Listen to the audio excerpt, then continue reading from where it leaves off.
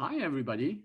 Welcome to Calculus, Math 213 at College of the Canyons. My name is Professor Saab Matsumoto, and I have been a full-time faculty member at the College of the Canyons Math Department for about 13 years or so. And I have also taught at a few other colleges, and I am really excited about teaching Calculus 3 in this new environment. I know that this is probably not an ideal way to learn calculus, but having taught this same course in the last half of the spring semester where we were quarantined, I found that actually this doesn't make it terribly bad to learn Calculus 3 in this way. So I am actually quite excited. I have prepared a lot. I have spent many hours over the summer to get you as many resources as possible. And so I think this will be a great semester, and I hope you will learn a great deal of calculus. And this should be your last and the third and the last of your sequence of standard calculus courses. All right, so I hope you have read the orientation letter that I have included. And so if you haven't seen that, you just go to the schedule of classes website for the college, and you just click on my section, or basically any other section, and that will take you to the fall orientation meeting website, and you can see my orientation letter. Included in the orientation letter is what to expect every week. And I think I mentioned in there too, and I will say it again, in this course, okay, Calculus 3, and of course, I know you have been in Calculus 1 and 2, and you have successfully completed those courses because that's the only way you can be registered in Calculus 3. We will be covering what we call multivariable calculus and vector calculus. Okay, so take all the calculus concepts you learn, just put that a notch higher, 1 or 2 dimensions higher. We will be dealing with calculus in 2 and 3 dimensional spaces. Now, you may have used Stewart's book because that's pretty much a standard book we use at College of the Canyons. However, I am using a open educational resource, which is completely free. You can download the entire book. It's by OpenStax. That's a sort of a non-profit group started at Rice University in Texas, and the OpenStax textbooks have been used extensively across the country and throughout the world, actually. And so you go to OpenStax, and I will show you how to do this, but you can download the entire Calculus 3 book. We will be covering everything except chapter 1 of the book. So chapters 2, 3, 4, 5, and 6. 5 chapters we will be covering, and they roughly correspond to, conveniently, Stewart's book, chapters 12, 13, 14, 15, and 16. So the correspondence is quite easy, and I think you can even use your Stewart's book as your reference if you still have that. Okay, or if you have any other book, you can use them as a reference, but the official book will be our OpenStax Calculus 3 book. Okay, now because we cover 5 chapters, we will have 5 tests roughly corresponding to those chapters. Not exactly, because like chapter 2 is really long and chapter 3 is kind of short, and so on. Okay, for each section we cover, so like for instance, chapter 2 has, I think, 6 sections. 7 sections. For each section, there are videos that I provide. I used to have these very long videos, like 80 minutes, but I'm going to divide them into smaller segments this semester. So for each section, you'll be watching a series of short, well, not really short, but somewhat short video clips. And as you watch these videos, I expect you to take notes. And once you are done with a section, I would expect you to be doing your homework exercises. Right now, homework is it's very important.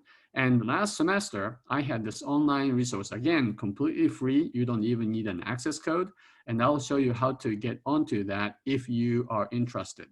And by the way, that platform is called My Open Math. Now, My Open Math is a great resource. It's completely free. The exercises are really good. Every problem is algorithmically generated, which means that not everybody gets the same problem. The computer generates new numbers to replace some other numbers and so on. That was great, except it's really hard for me to help students because everybody has different problems, and also students have to enter the answers into the computer system, which sometimes it's a pain in the neck. I mean, well, how do you enter the square root of pi over 2, for instance? And so I didn't really want my students to spend an enormous amount of time entering solutions, because you wouldn't have to do that in a face-to-face situation.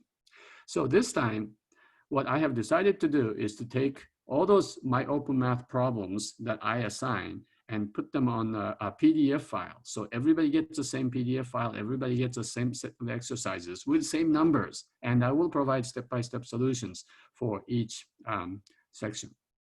Okay, and I think this will go much better. Now, I know that you sometimes have problems, you have difficulties understanding something.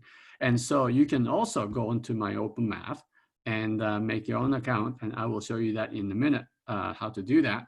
And every problem corresponds to a problem in My Open Math, problem by problem. So if you have a difficulty on let's say exercise 5 on section 2.3, you can go to exercise 5 on section 2.3 on myopenmath.com, and they will provide you with some help, sometimes or many times with videos and other things. Okay, so that's something that I'm planning to do this semester. The homework is due before every exam. So when you have an exam, you will turn your homework in. And the way you do that is to scan your work. You probably have several sheets of paper for each chapter exercises. And so you take not the pictures, but you create PDF files using either your home printer scanner or some sort of app on your phone. And there are many different apps you can use to create multi-page PDF files, and you will just simply submit those via Canvas, right? So check your Canvas shell often, probably every day would be a good idea. In fact, there's already an assignment 1 in the first module in your Canvas shell. And I'm told it's not open yet, but you should do that exercise, the assignment 1, as soon as possible. There is a due date, and it's really a simple assignment with some silly questions, just so you can get used to what it's like to take a test on Canvas.